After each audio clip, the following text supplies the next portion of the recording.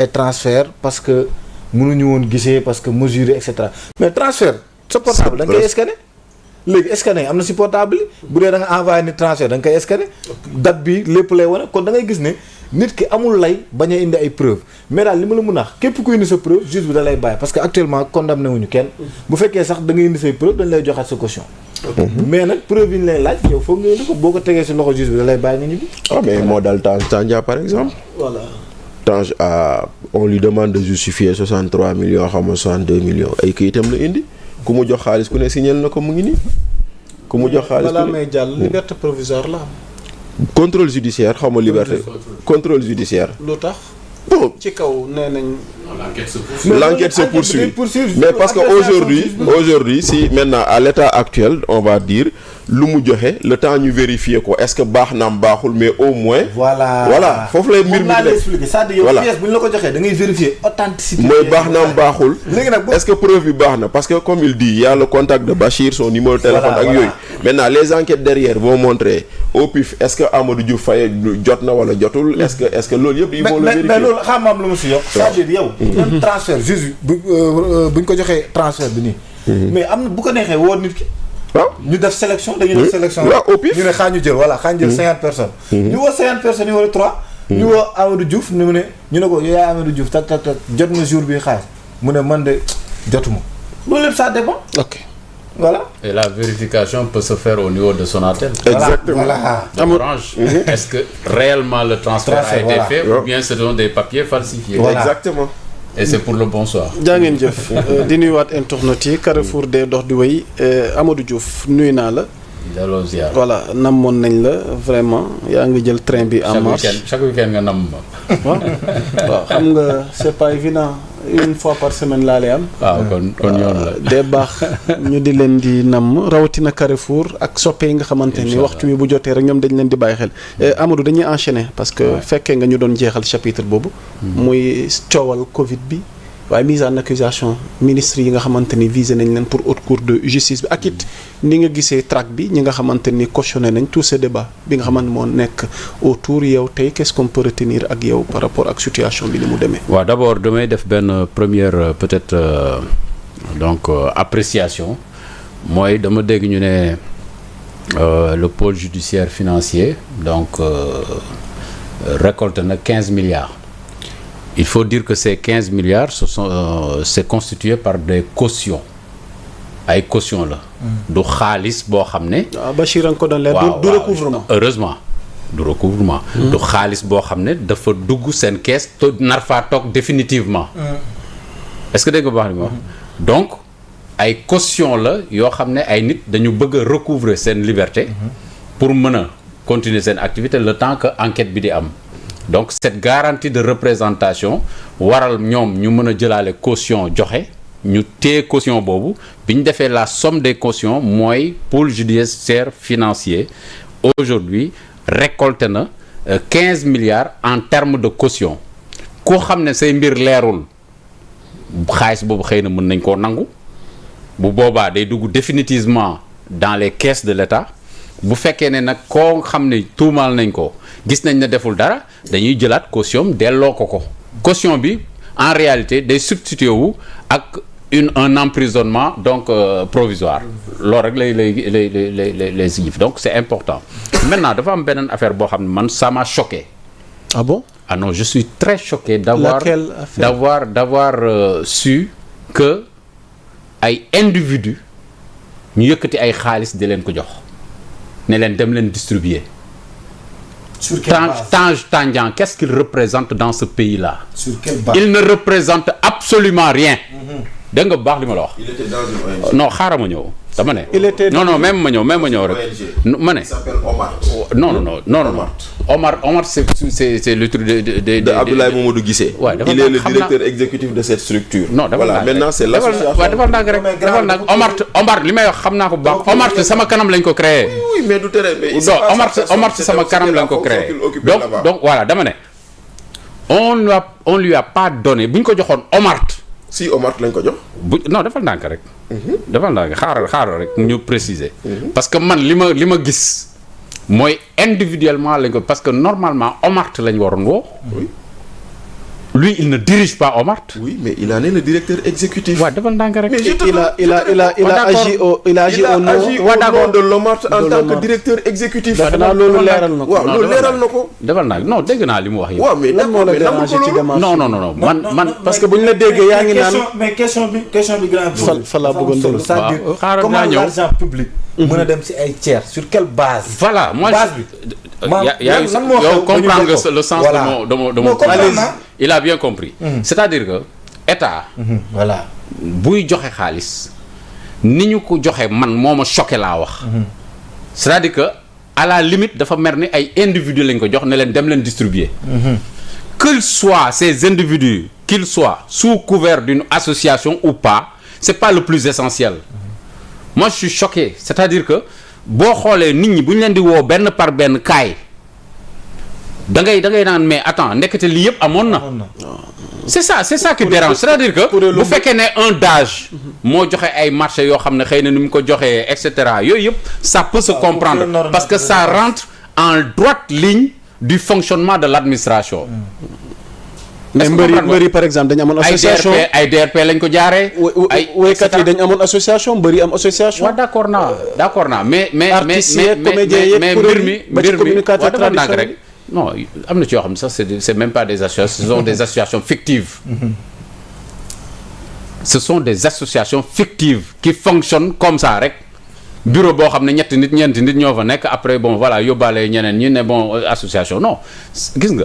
Ça devait être beaucoup plus sérieux que ça man loolu moo ma ciy déranger. C'est-à-dire que ça devait être beaucoup plus rigoureux ay milliards ak ay millions kenn du ko jël di ko jox un groupuscule ba pare soi-disant association benn waay jóge fële ne man maay Tange wala man maay diw ñëw taxaw ñu jox sunu xaalis mu naan moom moo koy distribuer au nom de quoi. c'est ça fondamentalement il faut arrêter avec ça gis nañ fi ay tiktokers à l'époque ay ñu yóbbu leen ay CEDEAO ñuy filmel gis nga aide à la presse bi ñuy wax nii le fonds de soutien là lan la mujjee di ko jox ay tiktokers bàyyi fi ay presse qui sont régulièrement reconnus ñuy liggéey suba ak ngoon ñu jël ay tiktokers dama koy tudd xaw ma nan waajo nu mu tudd ce mec là xaw ma ñaaxarañ loo jox ko yóbbu ay CEDEAO di ko jox sunuy aide à la presse mais qu'est-ce qu'il représente par rapport à la presse bi ñuy jël il faut qu'on arrête ça man nag bu dee loolu mooy jubalti loolu d'accord naa ci non man je suis pour la rigueur dafa am loo xam ne tey dugg na ci presse bi il faut qu'on l'arrête comprendre d'accorduma yàgg naa ko fi wax ni ministre bi peut-être di doxale moom na muy jéem a réguler la presse et tout ça et cetera parce que il outrepasse ses prérogatives dem ba nga xam ne moom il doit droit de vie ou de mort sur la presse loolu laa d'accordul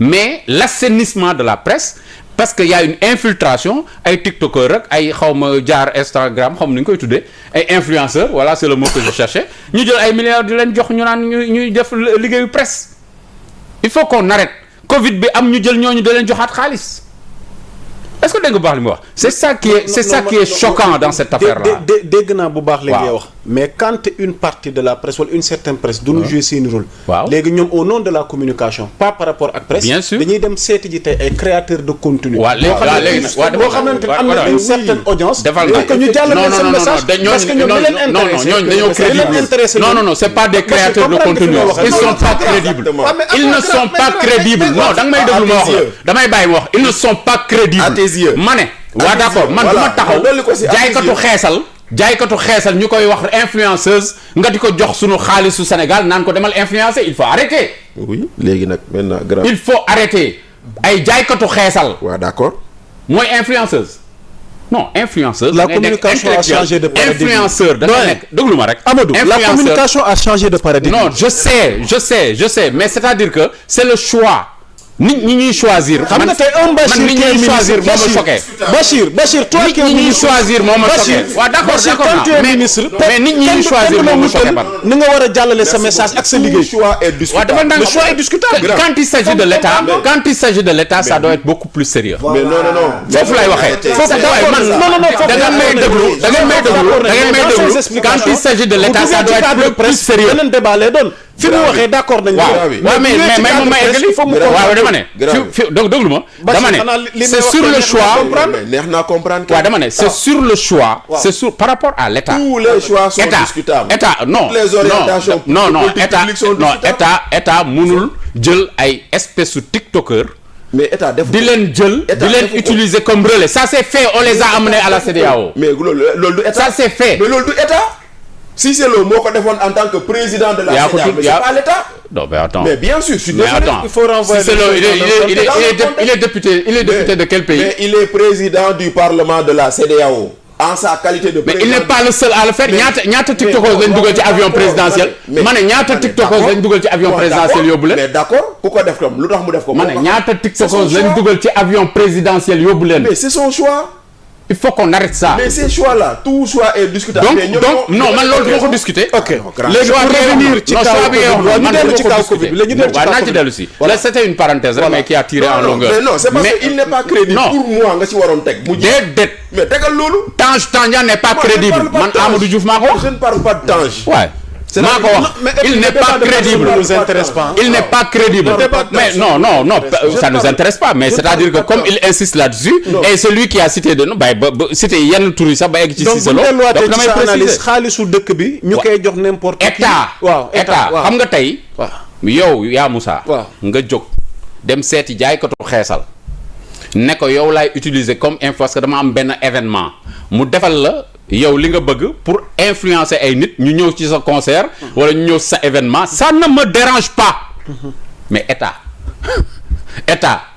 di utiliser ñi nga xam ne c'est à mes yeux pour répondre à la préoccupation de Bachir pour à mes yeux duñu référence par rapport à la jeunesse duñu référence dans ce pays-là parce que ils sont dans des actions yoo xam ne de perversion extrême ñooñu nga jël leen tey lu mel ni état individu bu leen jëlee sama yoon newu ci un privé bu leen jëlee sama yoon newu ci mais état nga jël ñu mel noonu di leen utiliser di jël xaalisu Sénégal di leen jox naan dañuy influencer ak affaire il faut arrêter déjà leur image est écornée non foofu lay terminer ci parenthèse leur image non foofu lay terminer bàyyi ma continuer sinon c'est pas l'objet de la question léegi pare naa ci léegi yaa Moussa non may ma rek ma ñëw non mais bàyyi la après pour ne pas perdre le fil de ma pensée kon ñu may ko mu yeggali ma yeggali léegi deuxième chose boobu laa souligner ci affaire Covid bi maintenant par rapport aux personnalités qui sont épinglées. la mise en accusation mise en accusation amagul. haute cour de justice ñu ngi koy waajal. non amagul c'est-à-dire que dañu dugal une procédure au niveau de l'Assemblée nationale parce que loolu mooy yoon bu fekkee ne da nga am stature ministre kenn mënu la juger dans les juridictions ordinaires donc mënuñu leen yóbbu ay cour de nu mu tëddee à pôle judiciaire financier et cetera non haute cour de justice lañ leen mën a yóbbu te haute cour de justice il faut que mu am une mise en accusation mise en accusation assemblée moo koy voter c'est aussi simple que ça donc ñooñu c'est pas parce que la présomption de culpabilité n'existe pas on n'est pas présumé coupable on est présumé innocent donc ñooñu dañuy dem ñu jàpp ne njort ne dafa am lu ñu bëgg a leeral ñoom dañuy dem ñu leeral bu ñu demee ku ci luubal bu ñu la waree jàpp ñu jàpp la li yoon war a def ñu teg ko sa kaw bu fekkee ne defoo dara aussi qu'on n'utilise pas la justice comme moyen politique pour def la pression sur des acteurs politiques loolu moom ànduma ci donc ku def avec des preuves à l'appui xam nga man mos naa wax benn affaire bi ñuy yem ci dage yi fàttali ñu ko ci dage yi boo duggee ci YouTube di nga ko fekk dama ne bi ñuy waxu dage yi et tout ça man leen non il faut remonter la chaîne de responsabilité waruñoo yem ci ay dage